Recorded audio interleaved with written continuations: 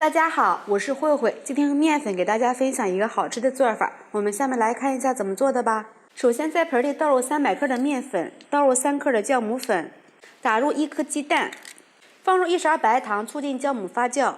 先用筷子充分的搅拌一下，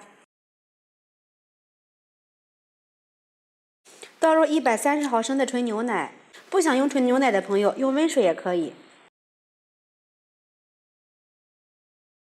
倒入20克的黑芝麻，15毫升的熟油，下手揉成面团，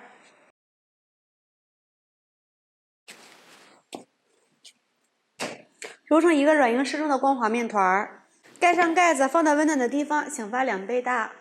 看一下这个面已经醒好了，里边是满满的蜂窝状。放到案板上揉搓一下排气，给它揉匀揉透，直接搓成长条，用手按扁，用擀面杖擀薄，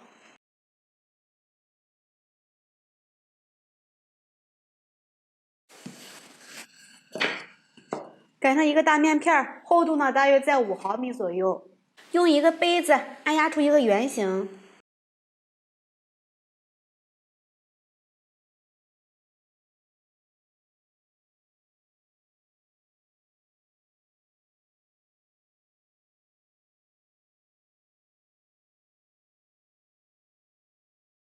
把这边角料取出来，再给它揉一下，擀成这种小饼。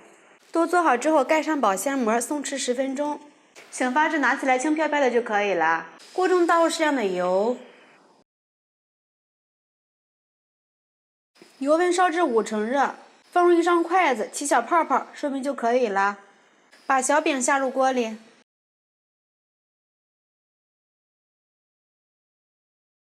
全部都漂浮上来，给它翻个面儿。全程一定要用中小火慢炸，中间不停的给它翻面，让它受热均匀。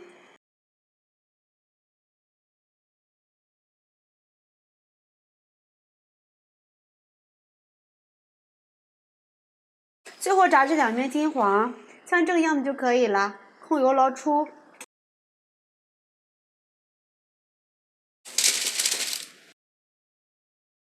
面粉这样子做，比油条包子还要好吃。虽然是油炸的，但是里面一点都不会吸油。掰开一个看一下，外酥里软，而且个个空心儿。不管是当主食还是零食，都是非常的不错。喜欢的朋友们就赶紧试一下吧。喜欢慧慧的视频，请点击关注转发，拜拜。